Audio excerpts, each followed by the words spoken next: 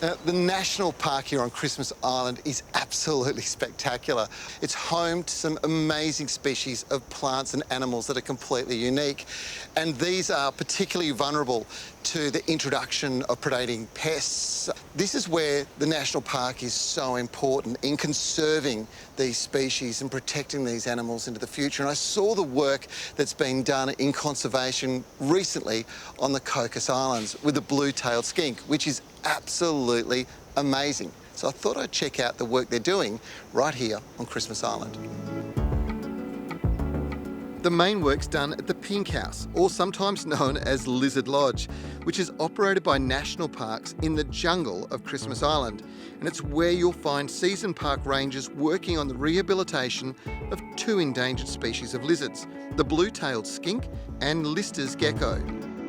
In 2009, the blue-tailed skink was only found in one remote corner of the island, and our last capture effort in early 2010, we caught about 22 of these skinks in a very small area. We came back 4 weeks later and they were all gone. We strongly suspect that the introduction of the Southeast Asian bull snake, our skinks being naive to these sorts of predators, didn't stand a chance, and the snake moved across the island in a big wave, I suppose you could say, and that wave was matched by the decline of the blue-tailed skink. Through a little bit of trial and error, but a lot of success, we were able to manage their population in captivity and get their population to expand. And once we'd secured them in captivity, our next goal was to get them out of captivity and back in the wild again.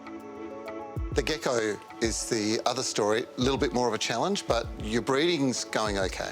Yeah, so the Lister's gecko, being nocturnal and being able to climb everything and anything, is a bit harder for us to manage. At this stage, they're doing quite well in captivity, but we haven't managed to identify a solution for them out in the wild. When it comes to attractions, another natural wonder is Dolly Beach. It was once named the 7th best beach in Australia and one of the prettiest and most secluded beaches on the island. It's approximately a 30-minute drive from the settlement, and walking time to the beach through the rainforest is approximately 45 minutes on a 2-kilometre boardwalk. The walk is beautiful, so you'll want to stop and admire. One of the great things about this beach is you can also go au naturel. Sitting on the beach taking this environment, but I'm not going to do that to you. You know what? When the tide's up, the turtles can come in, and this is one of 2 beaches here on Christmas Island where they come up and they lay their eggs. So you can see the mother laying eggs at night, or during the day, you'll see babies hatching and heading back out to sea. It's a very special place.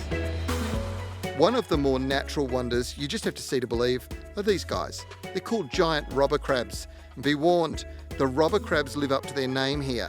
It's advisable not to put your items down in the sand for any length of time, particularly shiny silvery items, as you may not find them when you return. And if you want to see an amazing sight, watch them deconstruct a coconut. Doesn't take them any time at all, and it's because of these incredibly strong claws. The second strongest bite on the planet, next to a crocodile bite, believe it or not, so you don't want to get your fingers in there.